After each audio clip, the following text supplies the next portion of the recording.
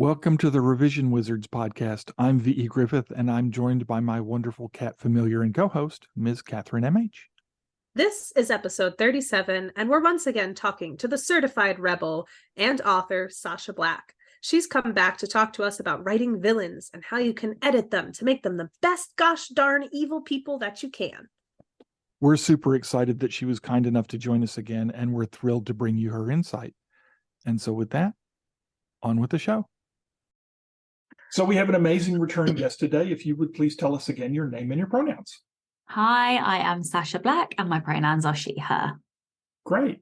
Thank you very much. Today, I'm going to let Catherine start us off. Yes. So I love villains, and I hear that you do too. So what piqued your interest in villains? So when we talk about villains, I capture in that unlikable protagonists, anti-heroes, and villains, because I like all three like equally. They're all kind of these morally grey beings who do all of the things that we secretly want to do. So like when I say villain, I'm doing a catch-all and including like antagonists as well, because even in romance, like the love interest is the antagonist. So for clarity, I mean everybody under that bracket.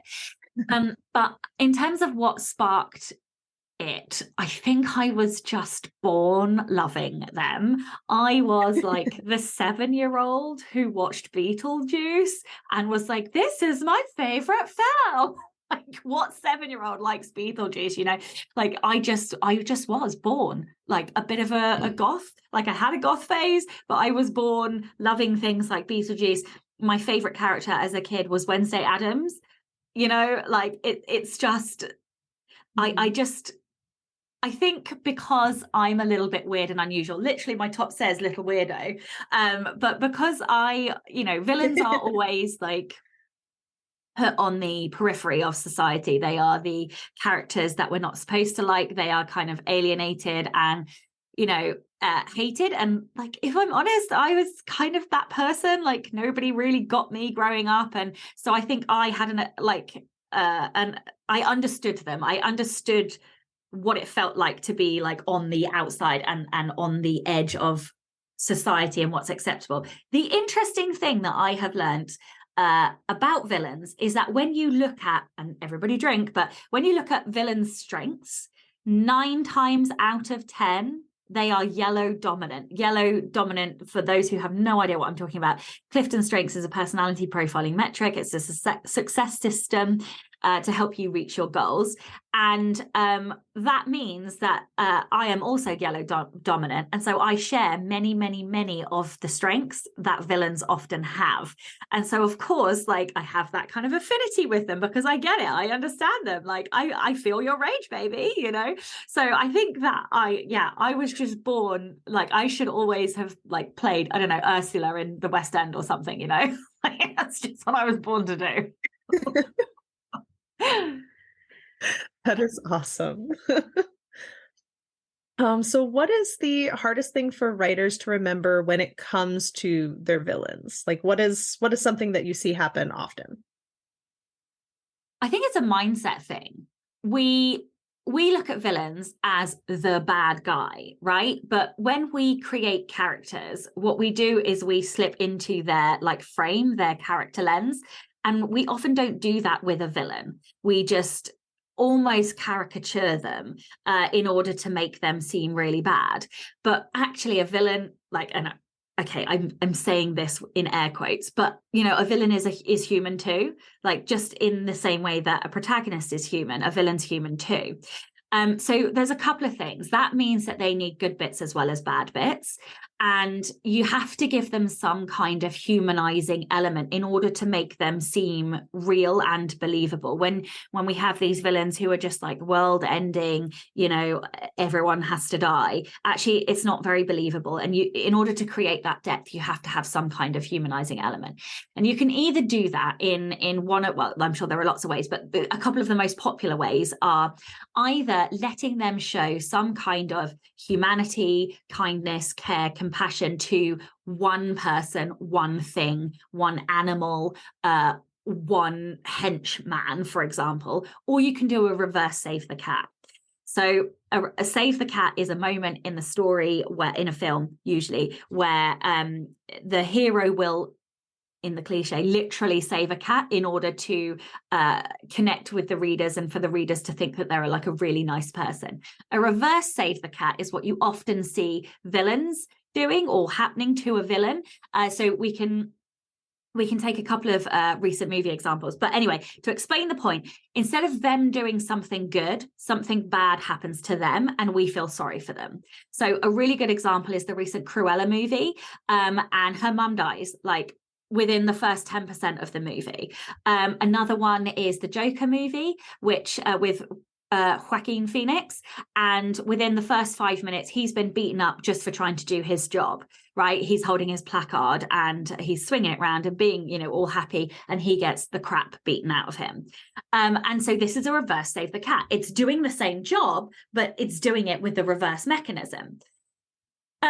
So like that's a couple of ways to like humanize your villains and give them depth, and also help you to get into like the mindset. And I think like the other thing around villains is that they question the accepted truth.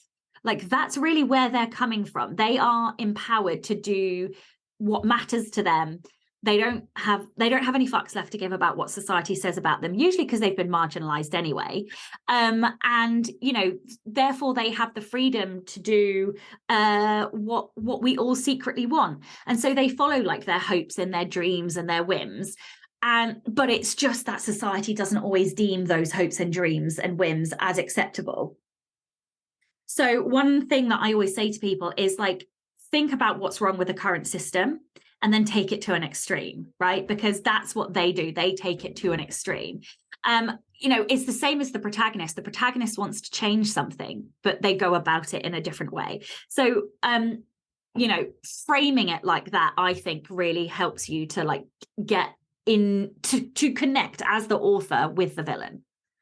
Yeah, that's awesome. That's really a cool way to look at it, because most people are like, you don't want to step into the shoes of the villain, but you still want to get to know them. When you do a character pass during edits, what should one be looking for when they're doing like their villain? Okay, so I mean, like to caveat everything that I always say about craft, there are no rules. And therefore, like you can break any rule if you know what you're doing. But I think there's some solid bits of advice that really help create actually good characters, just good characters. Creating a villain is creating a good character. So much of the same advice for all characters goes to creating a good villain. But a couple of very specific things. Make sure that their motivation for whatever, one, you need a motivation. Make sure there's a very clear motivation for why they want to destroy the world or whatever. But a really good thing is to connect that to a wound in their past. Now, we all know that we have to have a protagonist who has a wound in their past. What we don't always know is do the same for our villain. But actually, you know, our villain is much more than a flawed character, right? And our hero starts flawed. So why are we not using those same mechanisms to create the villain that we are, than we are the hero? So connect the motivation to the wound. You know, I don't know, like say there was a faulty boat and their parent drowned and therefore they want to get revenge on, you know, the boat company, right? Like the motivation comes from the wound.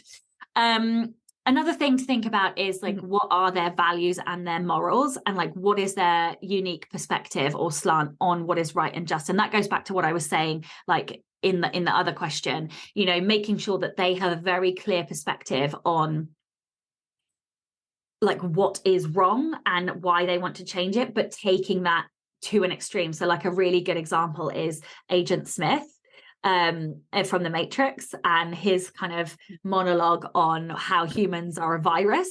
Like you cannot argue with him because it is so utterly logical, but it's taken to an extreme. So like the consequence of that opinion is like death to everybody, right? And that's the difference between a hero and a villain. So yeah, and then the last thing is cliches in dialogue, because villains are the easiest place to create cliches in dialogue.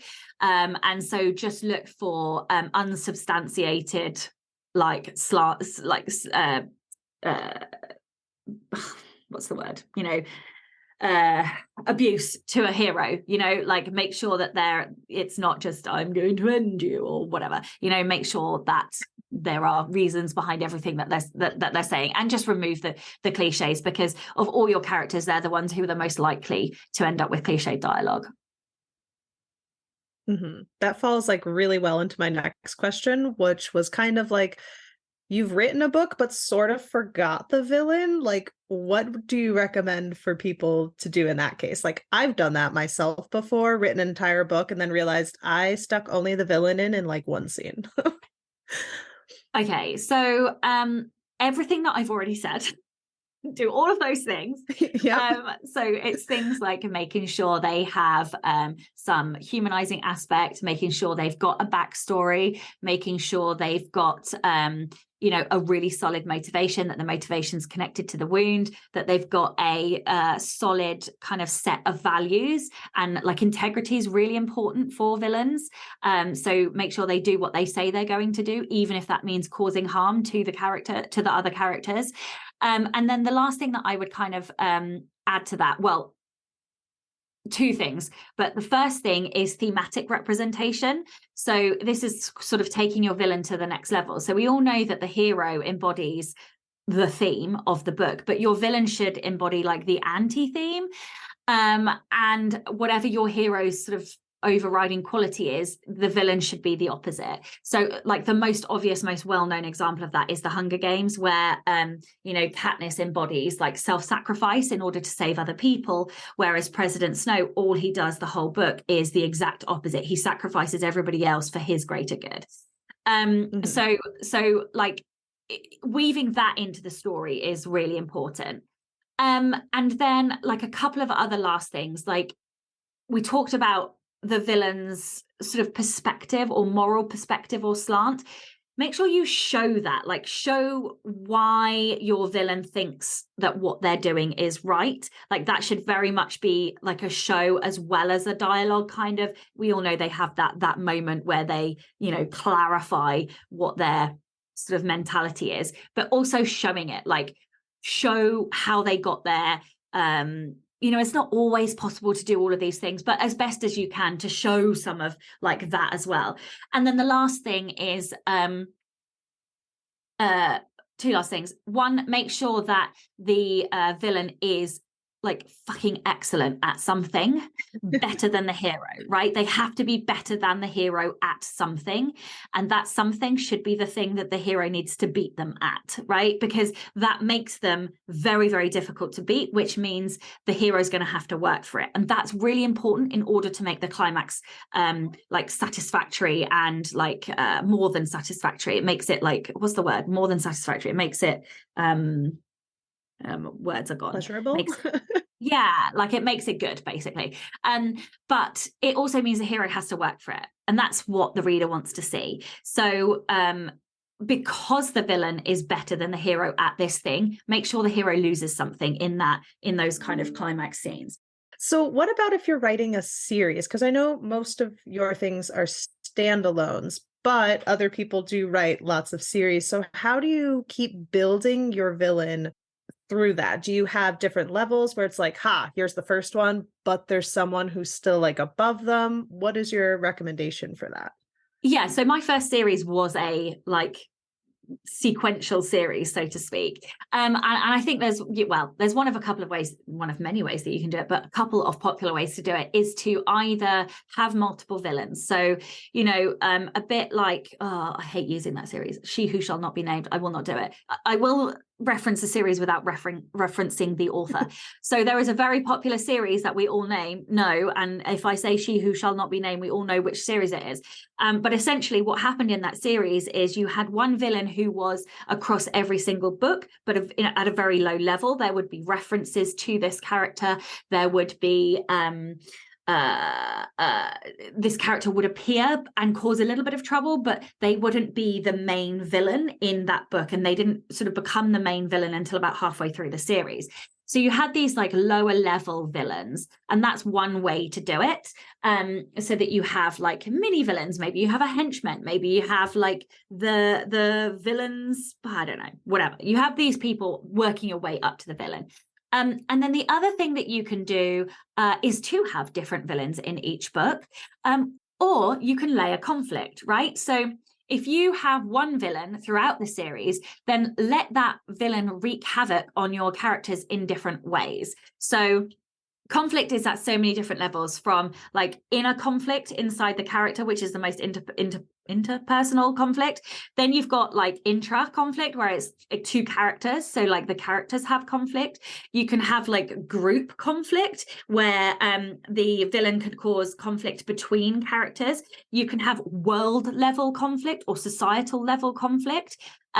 You can have conflict at the scene level, the book level. You can have conflict at the series level, and again, like Hunger Games, right? So like the villain is President Snow, but in the first book you've got a competition that's the real problem and the real villain, and so you like layer up. You have an immediate obstacle type conflicting villain in the first book, and then it's not until the last book that you actually reach the villain. So yeah, like think about conflict and think about how the villain can influence each one of those different levels of conflict. So, you know, the villain can make a stab at inner conflict just by like poking at a hero's, you know, psychological wound. You know, they can then cause character conflict by seeding lies or seeding secrets, or, you know, between characters. So then that causes conflict.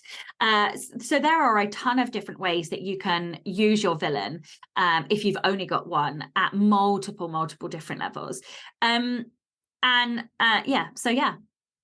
know you have a book dedicated to villains, and Miss Catherine is having a little lag again. I don't see too many of those books out there. How did you become an expert?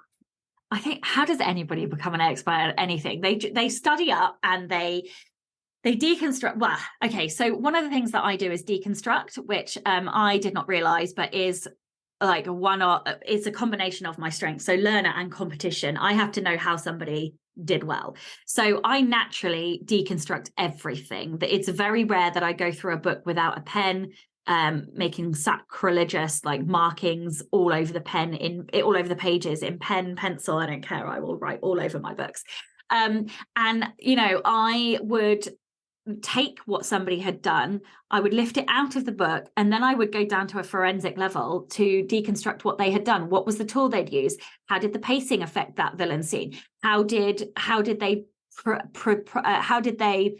present the logical arguments that the villains were doing? How did they, you know, what did they foreshadow? How did that foreshadowing affect the final scene?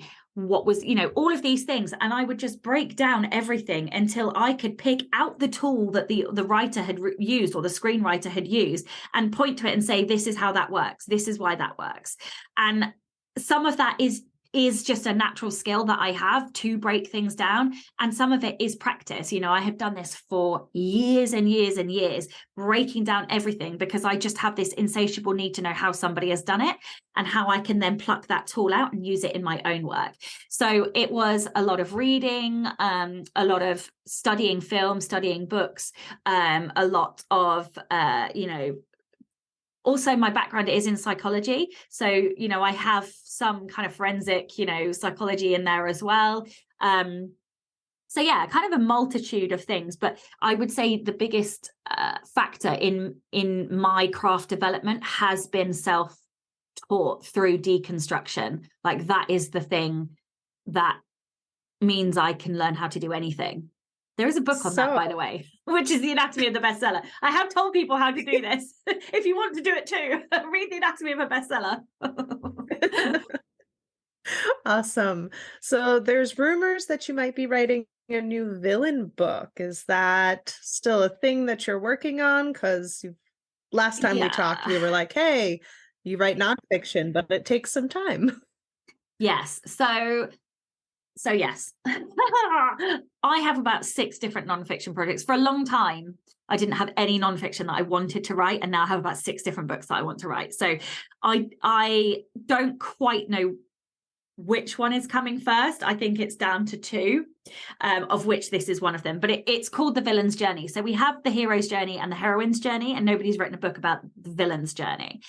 And basically, I want to take a look at what having a villain, anti-hero, or unlikable protagonist is like, and how to, because we've got a book on villains, creating villains as villains. We have a book on heroes, but I haven't done a book on creating a protagonist who is also a villain. And that is rising in popularity. We have seen so many films, so many TV shows recently where all of the protagonists are morally grey. It's like a real popular thing right now. And there are some key things that you can do to really make those characters sing and pop on the page. And so I think that is like, yeah, basically unlikable protagonist is what I'll be looking at. And also the villain's journey. So when you have a villain as a protagonist, there are a certain set of story structures that they follow, like an origin story, a redemption story, a descend story, right? Like, so there are all these repeating patterns, and I know that like the hero's journey and the heroine's journey are based on mythology. I'm not a historian. I don't want to go and do that, so I will do it based on like current literature and film and TV. Cool. But yeah, there are certain things that I am noticing, and when I start noticing patterns, a book usually follows. That is awesome. I can't wait for that one to come out. Yeah, thank you. Yeah, you have a pre-order scheduled already. I'm sorry, not a pre-order. Not a pre-order scheduled. You have a pre-order sale ready to go. Yeah. Well, thank you. Yes. Where can we find you on the internet? So you can find me at sachablack.co.uk, Sacha with a C, SACHA, thecolor.black.co.uk. One thing I will add for this podcast is that I have a Patreon masterclass where we read books together on a particular theme or topic, and then I will deconstruct those books and provide like a 2-hour class on taking those tools out and using them in your own work. So that might be relevant for this one. And Instagram, basically, I'm on at Sacha Black Author and the Rebel Author Podcast. All righty. Well, Just a few places. Just a few places. A few. And I will continue to bother you in at least a couple of them. So we really appreciate you being on the show today.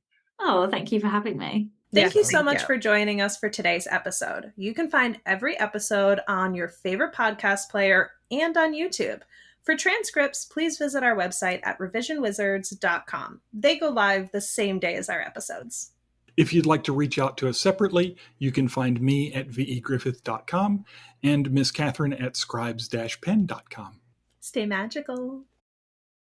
Yo, take that. I got it right the first time. One take wonder. There we go. Yeah, that ain't gonna happen for a while again. We'll come back and I'll be like, oh shit, how do we pronounce names? Like Black? I won't be able to pronounce Black again.